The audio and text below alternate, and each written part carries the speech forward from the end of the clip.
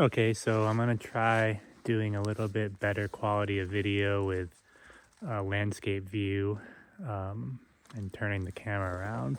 So here's the cabin again in its current state. Here's Bandit.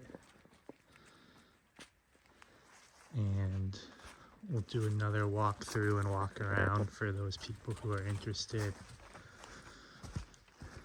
So again, it's about 20 by 40 feet on piers, mostly abandoned. I think someone lived here 10 or 15 years ago. The piers are all nice and deep under frost line and with footings, so it doesn't look like any of them have shifted, although there's a block wall in the front that supports some of the structure that has shifted a little bit due to water getting in there, so I need to address that. This is a location where there used to be an outhouse. There's a deep block pit there that eventually I will put another outhouse on top of. So obviously some repairs will need to be made, but it's be a matter of figuring out what's most important and when. So the roof, that side actually has been redone over the old shingles, but this side had just one small leak that I found, which is why I put up that tarp for the winter. There's no insulation up there right now, so hopefully even if the tarp wasn't there, the water wouldn't be held against the wood to allow it to rot. So you can see well framed, a lot of rodent damage. You can see on some of these headers and rafters, that's just all mice urine and waste that has washed down. So most of this has been torn down to studs by me. Took a little over a week, hauling it all to the dump with just fiberglass insulation that was pretty bad. Not a single wall cavity in the entire building was not infested by mice. Mice houses, extra food, some squirrel damage. I think a lot of this bigger damage where they've eaten through some of the wood to access from outside trees is from squirrels. Although since I've cleaned it out, I didn't find any live rodents, any evidence of anything currently living here. So probably once the food source was gone, they moved out. Nice big wood stove, which once the exterior is buttoned up and insulated, this is probably way too big of a wood stove for what I need. This is rated for close to 3,000 square foot home, and this is about 800 square feet. So it's a nice stove, but it takes up a lot of space and it's heavy in this area. So I'd like to get a better suited stove for this size building.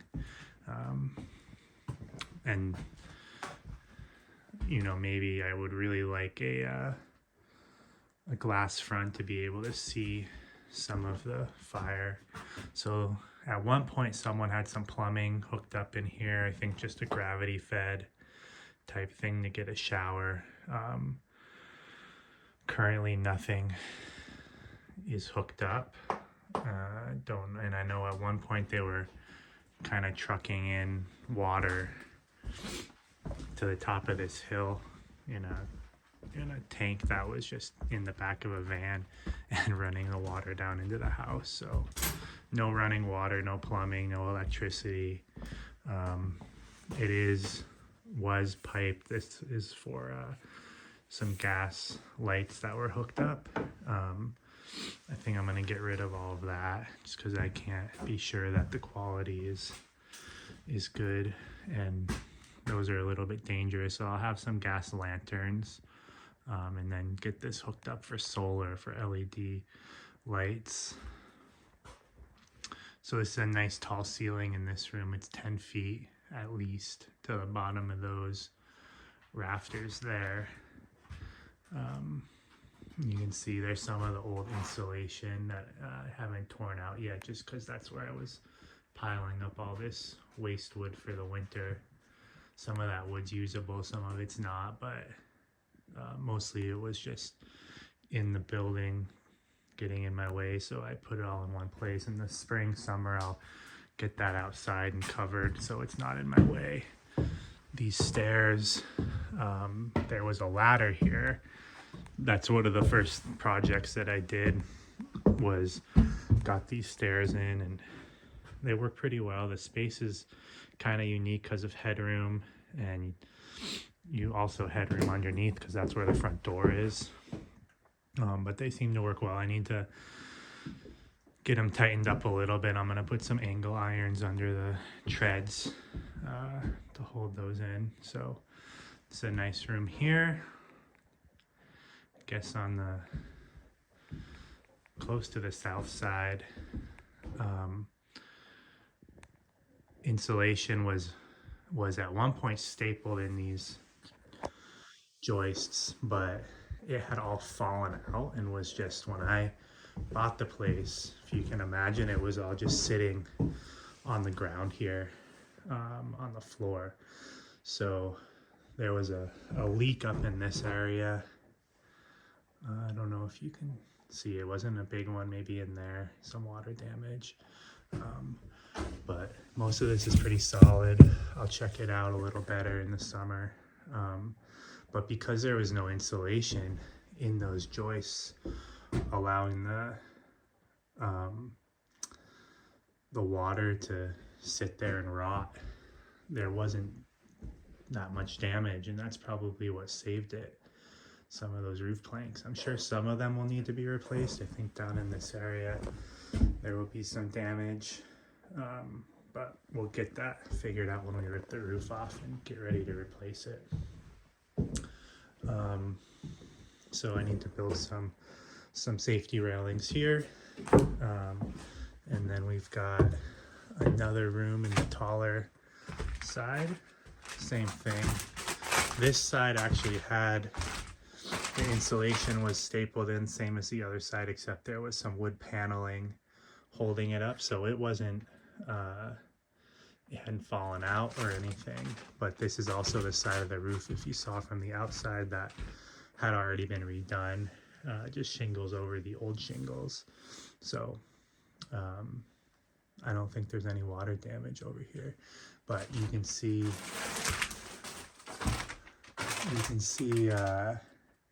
you know, some of these areas where that's just all damage from where there were mice nests and the urine and feces staining that wood. Same there. So a lot of this will get cleaned up even more. I think I need to, when it's warmer, when I can get the wood stove going real good, to dry things out, spray everything down with a solution, and wipe down what I can to clean that up. Same thing here. So then there's the ladder, which goes up again to this cupola, which has not been cleaned at all. I haven't swept it or brought the shop vac anything up here. So you can see this is essentially what the entire building was like. You can see out, expand it. It looks like there's some spots, like this had to happen from a maybe BB gun or 22, someone shooting it. There's a couple other windows that have been shot out over the years. So let me know what you guys think, how to utilize this cupola, if at all. It's kind of a cool feature. I like the way it looks from the outside, but kind of messes up some of the structure, like the orientation and the floor plan of this upper level. But one idea I had was, because that lets in good light, is obviously get that cleaned up and sealed up as best I can, insulated, and then just open up that floor to basically let the light in, also make this feel a lot bigger of a room. That might be nice if I don't find something useful to do up there. It wouldn't be great for storage because it'll have to go up the ladder, but yeah, so that is pretty much what we're working with. So one of my goals, I think, is going to be to get electrical wires for LED lighting ran, get a propane stove in here, and then set up a solar system. I've done the math and I've got a little bit of experience with that. I think in the 6,000 to 8,000 kilowatt or 6 to 8 kilowatt size would suit my purposes. That let me be able to light, run a small refrigerator, and charge laptops and accessories, have some internet capabilities, maybe help run an incinerator toilet, which would mostly run off propane, but still needs some sort of electric source, and a well pump. Those would be my main draws, is well pump and fridge, and maybe even eventually a heat pump or a backup heat source to the wood. Yeah, so that's what we're working with. Let me know if you guys have any ideas. I've gotten some good ideas from the comments already. So I'll keep you guys updated. Make sure to subscribe so that as new things come along, I'll be able to keep you updated. And I appreciate the views, and see you later. Bye.